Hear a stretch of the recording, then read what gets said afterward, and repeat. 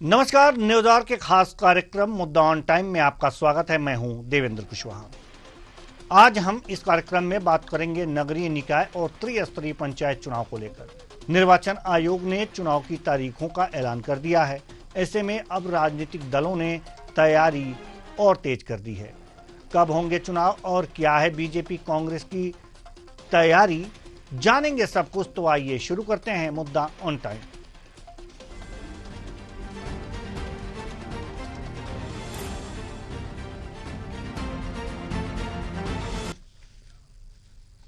छत्तीसगढ़ में आज से आचार संहिता लागू हो गई है।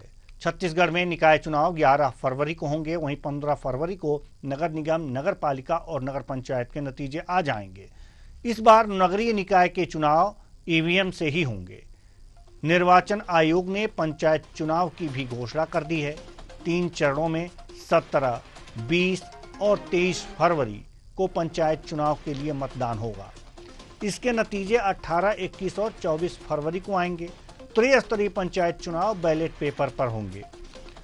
तारीखों के ऐलान होने के बाद मुख्यमंत्री विष्णुदेव साय का कहना है कि पिछले 13 महीने की उनकी सरकार ने विधानसभा चुनाव में राज्य की जनता के किए गए मोदी की अधिकांश गारंटी को पूरा कर दिया है, जिससे सरकार और बीजेपी पर राज्य की जनता का भरोसा बढ़ा है, जिसका परिणाम नगरीय निकाय और पंचायतों के चुनाव में बीजेपी को मिलेगा और बीजेपी रायपुर दक्षिण विधानसभा की तरह ही नगरीय निकाय और पंचायत चुनाव में जबरदस्त जीत दर्ज करेगी। सुनिए। दोनों चुनाव बहुत अच्छे से जीतेंगे, नगरीय निकाय का चुनाव भी और त्रिस्तरीय पंचायती राज का चुनाव भी, क्योंकि 13 महीने में जो हमारी सरकार ने छत्तीसगढ़ के 3 करोड़ जनता के लिए काम किया है, हर वर्ग के लिए काम किया है, मोदी की गारंटी को पूरा किए हैं। और जिस तरह से हम लोगों को रायपुर दक्षिण विधानसभा के उपचुनाव में भी सफलता मिली है, तो मुझे पूरा विश्वास है कि छत्तीसगढ़ की जनता का भरपूर आशीर्वाद हमारी पार्टी को मिलेगा। दूसरी तरफ कांग्रेस के प्रदेश अध्यक्ष दीपक बैज ने कहा है कि प्रदेश की जनता बीजेपी के 13 महीने के कुशासन के खिलाफ चुनाव में कांग्रेस के पक्ष में वोट करेगी और कांग्रेस पार्टी ने नगरीय और स्थानीय निकायों के चुनाव में भारी मतों से जीत दिलाएगी। पूरे साल तो भारतीय जनता पार्टी सोते रहती है, लेकिन जब जब चुनाव आता है तो उनको सिर्फ लालच देने का काम, कभी इसको बढ़ाने का काम, कभी तो उसको बढ़ाने का काम ये करती है। लेकिन जनता में जबरदस्त नाराजगी है ये डबल इंजन सरकार की कार्यशैली को लेकर, और कहीं न कहीं इसका जवाब आने वाला नगरीय निकाय चुनाव और पंचायत चुनाव में इसको मिलेगा।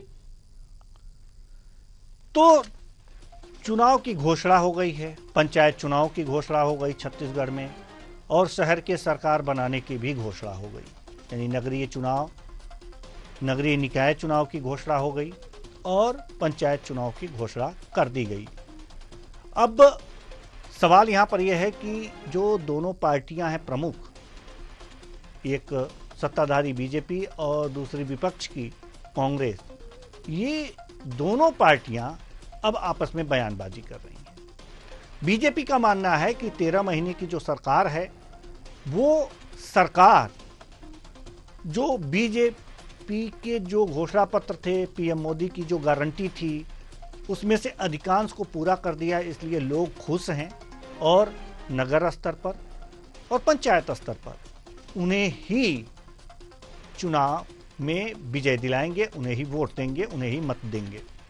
वहीं अगर जो दूसरी तरफ बात की जाए कांग्रेस की, तो उनका कहना है कांग्रेस का कि ये 13 महीने सोते रहे हैं, जैसा कि दीपक बैज जी ने अभी कहा भी कि ये लोग 13 महीने सोते रहे हैं, कुछ किया नहीं है, और इनके जो 13 महीने का कुशासन है उसके खिलाफ जनता वोट करेगी और कांग्रेस को वोट देगी, कांग्रेस के प्रत्याशी को विजयी बनाएगी नगरीय स्तर पर और पंचायत स्तर पर। लेकिन सवाल यहां पर यह है कि ये राजनीतिक पार्टियां तो अपना अपना गुणगान करेंगी ही, लेकिन जनता क्या चाहती है। दूसरी बात यह है कि 13 महीने से बीजेपी की सरकार है छत्तीसगढ़ में और वो सत्ता में है, तो वास्तव में उसने क्या क्या किया है यह भी हम जानेंगे। उनके प्रवक्ता जैसे ही जुड़ेंगे उनसे हम बात करेंगे और उनसे जानने की कोशिश करेंगे कि आखिर जो कांग्रेस आरोप लगा रही है कि आप जो है 13 महीने कुछ नहीं किया, सिर्फ सोते रहे हैं, तो वास्तव में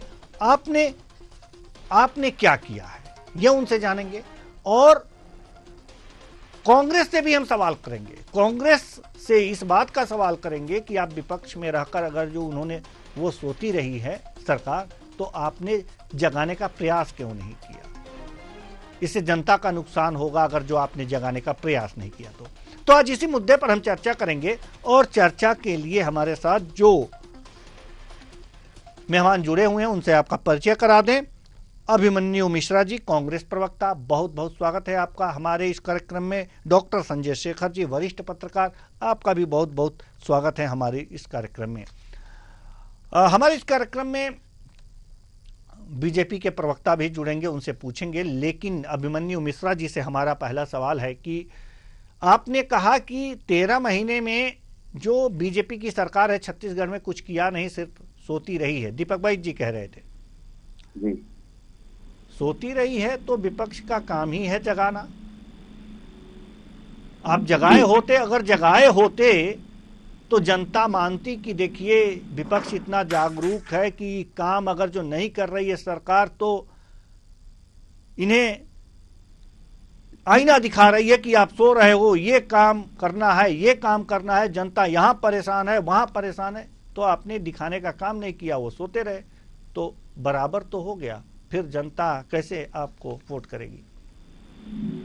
जी नमस्कार। सबसे पहले तो जी आपके व्यूअर्स को मेरा नमस्कार, मेरे साथी पैनलिस्ट हमारे जो हैं उनको मेरा नमस्कार। देखिए, जगाने का काम जो कांग्रेस पार्टी है वो पहले दिन से कर रही है। इसका उदाहरण ये है कि एक बार अभी 1 ही साल हुआ है और विधानसभा भी घेराव हो चुका है इस सरकार में। जबकि देवेंद्र जी आपने देखा होगा कभी भी विधानसभा घेराव जैसा कार्यक्रम तीसरे चौथे साल में देखने को मिलता है।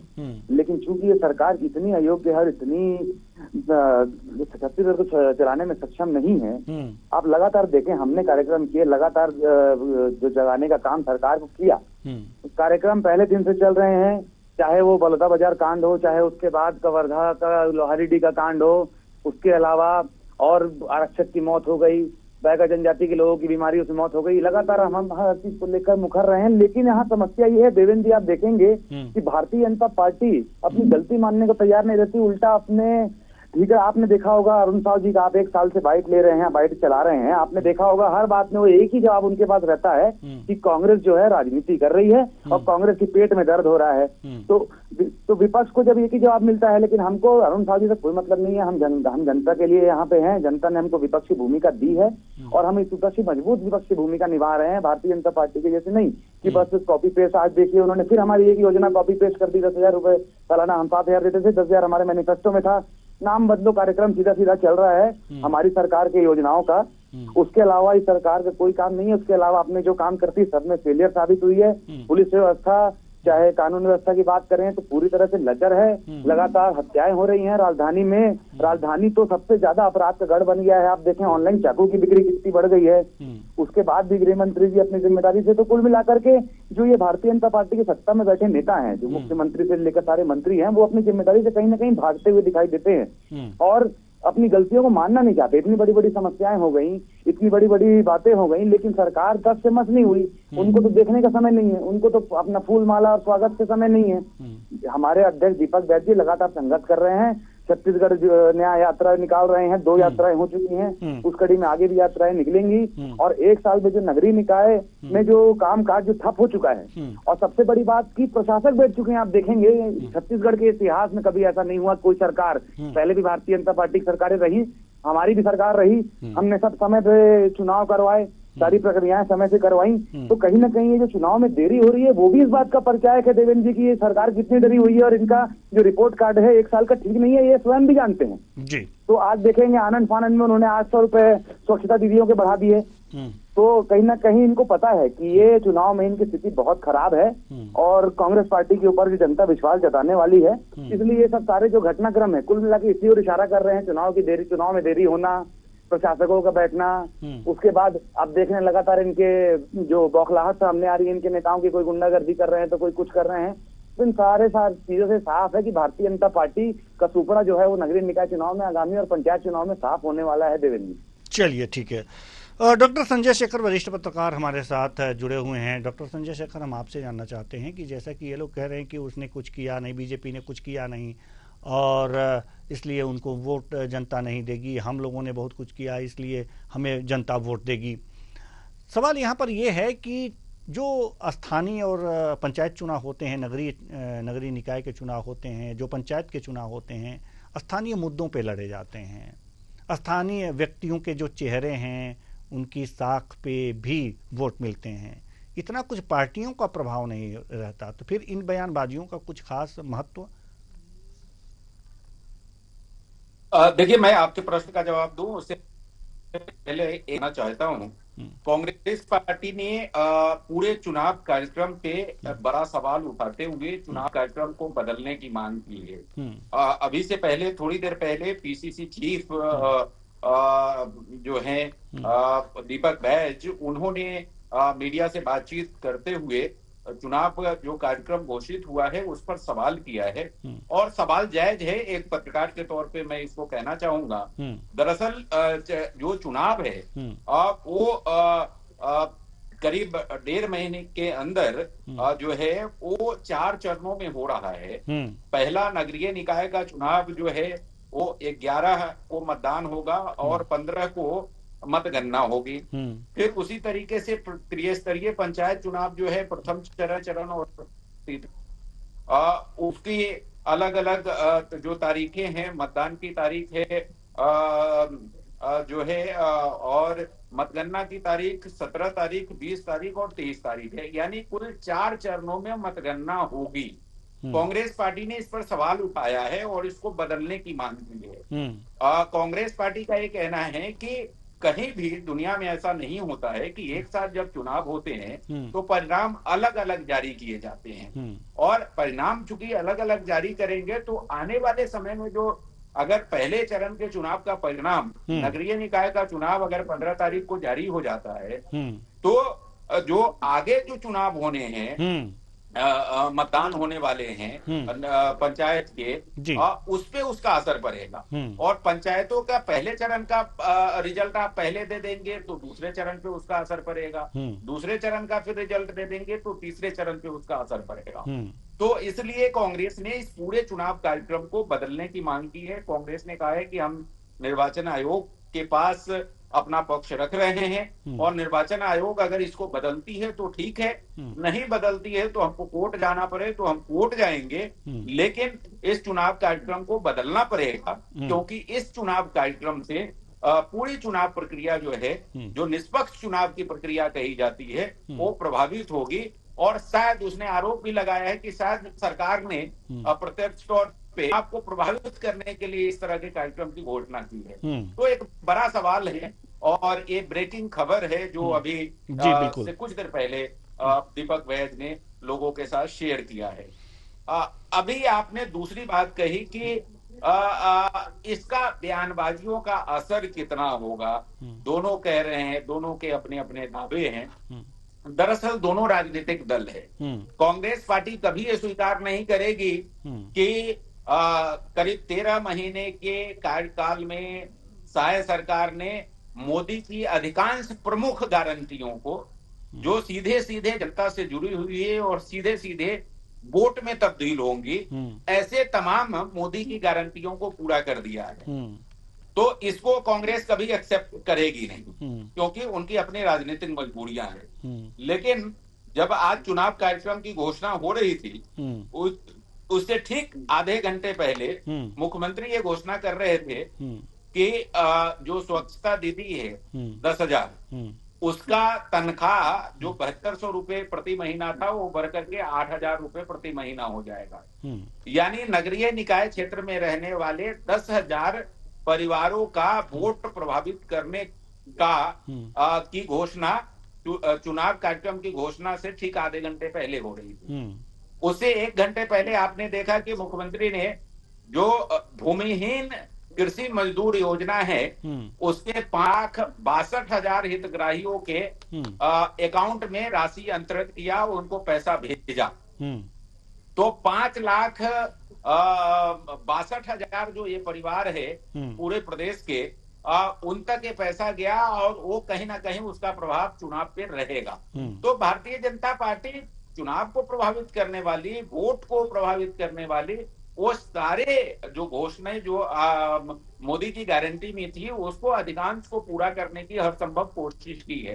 हाँ, कुछ कमियां तो बहुत ज्यादा रही है, जैसे अगर कानून और व्यवस्था के मामले की बात करें, मोर्चे पर और डेवलपमेंट की बात करें, ये सारे ऐसे मुद्दे हैं जिसको लेकर के पार्टी बीजेपी को घेरने की कोशिश करेगी और ये बीजेपी का एक कहा जाए कि वीक पॉइंट है। उसके आधार पे बहुत सारे लोग जो हैं वो सरकार से नाराज हैं और वो वोट कांग्रेस की तरफ जाएगा, इसमें कोई शक नहीं है।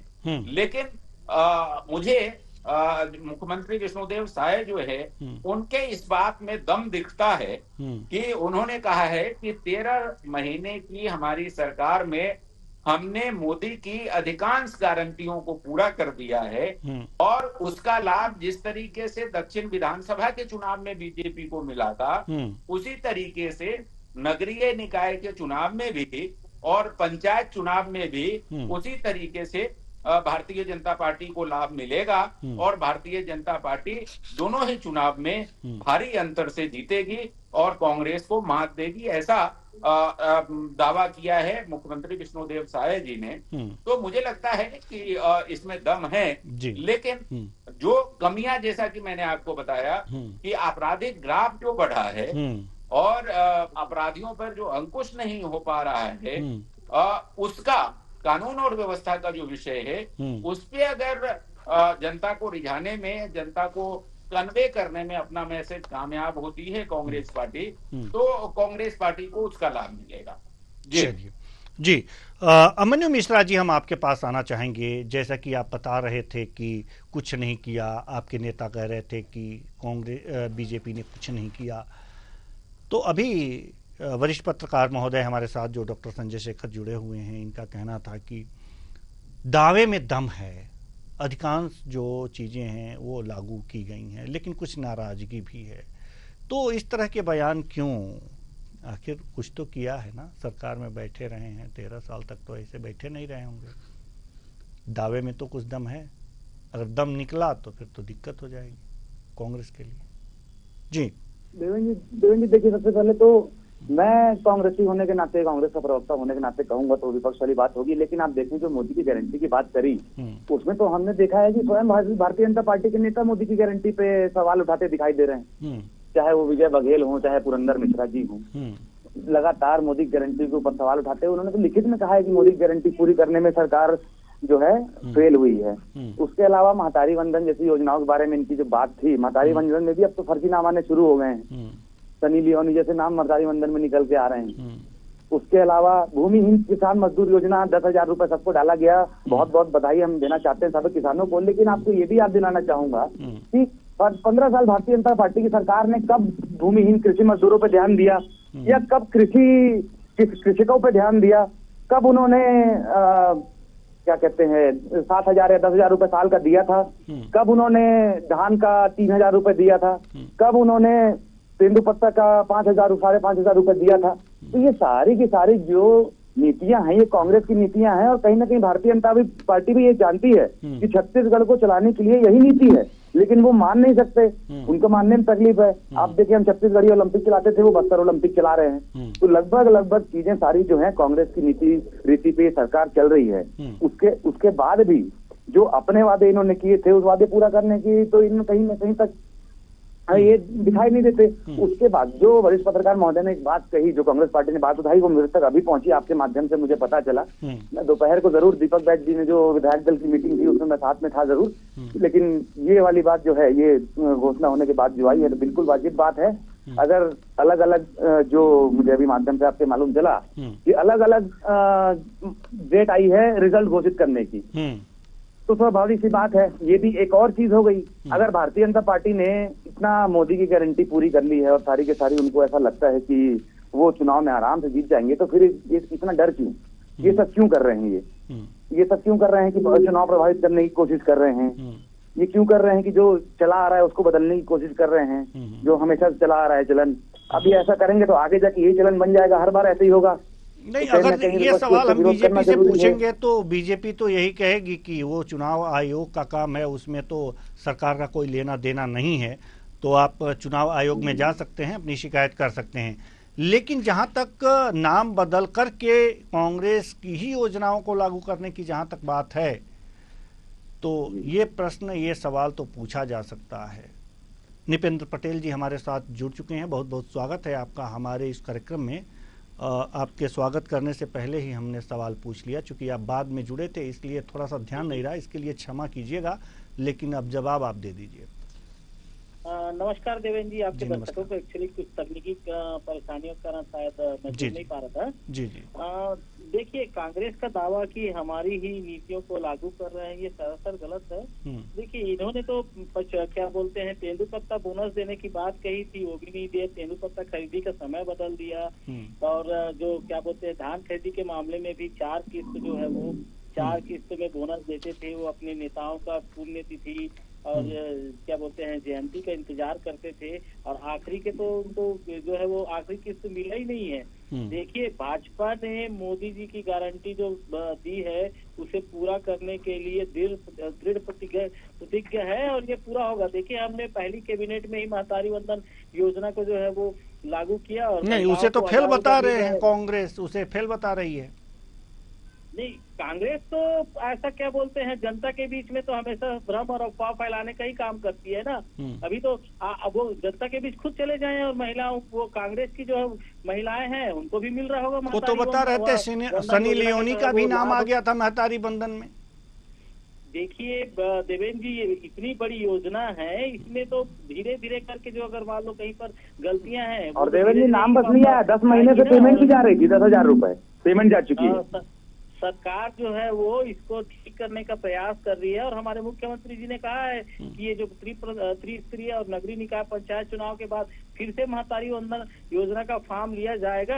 और ये जो किसानों की बात करते हैं, देखिए, किसानों को 6,000 प्रति वर्ष देने का काम मोदी जी ने किया है। पहले जब छत्तीसगढ़ बना तो उस समय ये खुद इतिहास देख ले कि किसानों को कितने प्रतिशत ब्याज पे जो है वो लोन मिलता था। पूर्ववर्ती डॉक्टर रमन सिंह की सरकार ने इसे धीरे धीरे करके 0% ब्याज पर जो है वो किसानों को ऋण देना प्रारंभ किया, और आज जो किसान खुशहाल है, 2100 रुपए प्रति क्विंटल मिल रहा है, तो इससे कांग्रेस परेशान है, और आने वाले चुनाव में अपने हार के डर से जो है वो उलझुल जो है वो बयानबाजी कर रहे हैं, और शासन की जो है वो नीतियों को जो है फेल ठहराने का काम कर रहे हैं। देखिए, अभी आपने देवेंद्र जी आपने खुद कह दिया कि ये जो चुनाव आयोग का काम है कि 1 चरण में करवा रहे हैं, 2 चरण में मतगणना कब होगी, ये तो चुनाव आयोग का काम है। अगर कांग्रेस को कहीं परेशानी है तो वो जाके शिकायत कर सकते हैं। नहीं, देखिए, बात आप क्या मानते हैं कि एक रिजल्ट जो है वो 15 फरवरी को आए, और दूसरा अब चुनाव तो एक ही साथ हो रहे हैं लमसम, तो एक ही साथ रिजल्ट भी आने चाहिए। रिजल्ट नहीं, इसको अगर जो चुनाव आयोग ने ऐसा किया है तो आपकी राय तो हम ले ही सकते हैं इस पर कि आप इसे सही मानते हैं, या फिर इसे बदलने की आवश्यकता आपको भी लगती है। नहीं, देखिए, चुनाव आयोग ने जो है वो अपनी संसाधन और व्यवस्थाओं के हिसाब से चुनाव की घोषणा की है, जो है वो दिनांक का, मतगणना की घोषणा अब ये चुनाव आयोग से ही पूछा जाना चाहिए। बिल्कुल। तो मतलब आप इसे क्या मानते हैं, आप इसे क्या मानते हैं? नहीं, आप एक राजनीतिक दल हैं जी। नहीं, चुनाव तो जी, डॉक्टर संजय शेखर कुछ कह रहे हैं। जी, डॉक्टर संजय शेखर जी कुछ कह रहे हैं। चुनाव पहले भी 1 चरण, 2 चरण, 3 चरण में होते आए हैं, तो चुनाव आयोग को जैसा उचित लगा, जो प्रदेश के संसाधन और 25 उस हिसाब से उन्होंने 25 फरवरी तक में संपत्ति है, और इसमें 4 डेट, एक 15 तारीख को, दूसरा 18 तारीख को, तीसरा 21 को, और चौथा 24 को। ये 4 तारीख चुनाव के ऐलान का है। तो एक चरण का चुनाव दूसरे चरण को प्रभावित नहीं करेगा, मतदाताओं को प्रभावित नहीं करेगा। सीधी बात, क्या निष्पक्ष चुनाव की प्रक्रिया संपन्न हो पाएगी? क्या सवाल ही नहीं है। 18, 21 और 24 को आप रिजल्ट दे रहे हैं, नतीजे दे रहे हैं। आपको, हमें निपेंद्र पटेल जी आपसे ये जानना है कि आपको ये अच्छा लग रहा है क्या? इससे क्या आपको नहीं लगता कि इससे चुनाव जो परिणाम है या चुनाव प्रभावित होगा? नहीं नहीं, इससे बिल्कुल भी प्रभावित नहीं होगा। देखिए नगरीय निकाय चुनाव तो पहले होते थे, उसके बाद रिजल्ट आने के बाद ही त्रिस्तरीय चुनाव होते थे, तो अभी भी वही हो रहा है। नगरीय निकाय चुनाव संपन्न होने और उसके परिणाम आने के बाद में कभी भी इतनी कम अवधि में दोनों चुनाव कभी भी नहीं हुए हैं। देखिए 22 जनवरी से चुनाव की प्रक्रिया शुरू होती है और 25 फरवरी को संपन्न हो जाती है। कुल मिलाकर के 32 दिनों के अंदर नगरीय निकाय और पंचायत दोनों के चुनाव संपन्न हो जाते हैं।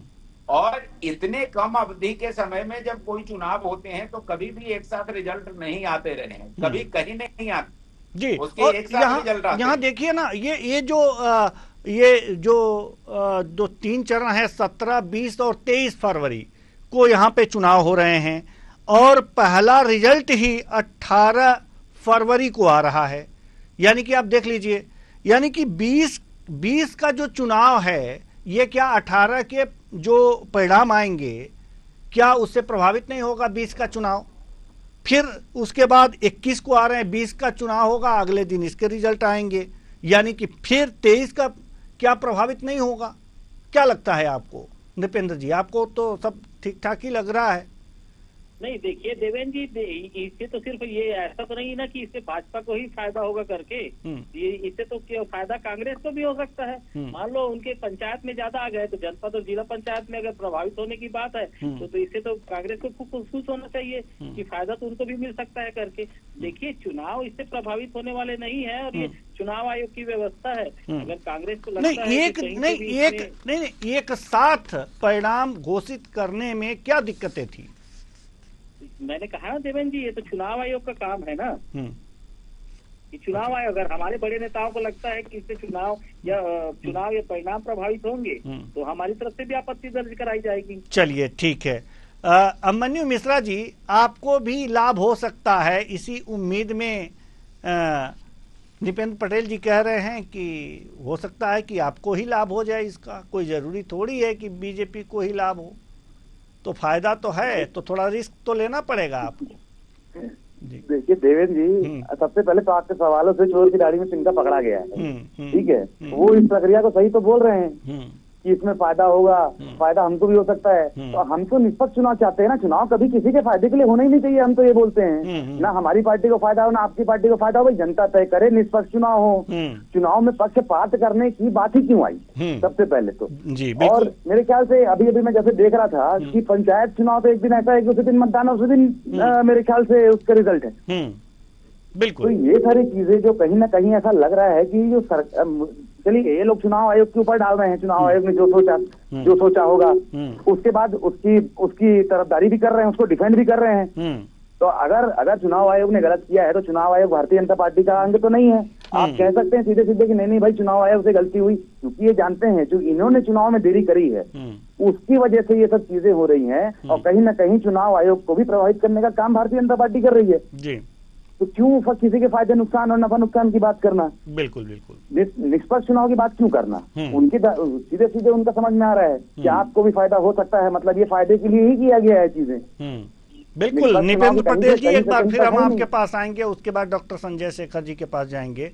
आपने ये बातें तो सही कही हैं और अभिमन्यु मिश्रा जी ने इस बात को पकड़ लिया है कि भाई चुनाव प्रभावित करने के लिए थोड़ी नहीं, चुनाव प्रभावित करने के लिए थोड़ी चुनाव होता है, चाहे आपको लाभ हो या कांग्रेस को लाभ हो। ये तो निष्पक्ष होना चाहिए ना, निष्पक्ष होना चाहिए जी। देवेंद्र जी, चुनाव तो होती है जीत, कोई भी पार्टी जीतने के लिए ही लड़ती है ना। आप जीत कह लें या इसको फायदा कह लें, दोनों तो अर्थ एक ही है ना। चुनाव हारने के लिए तो नहीं लड़ा जाता है ना।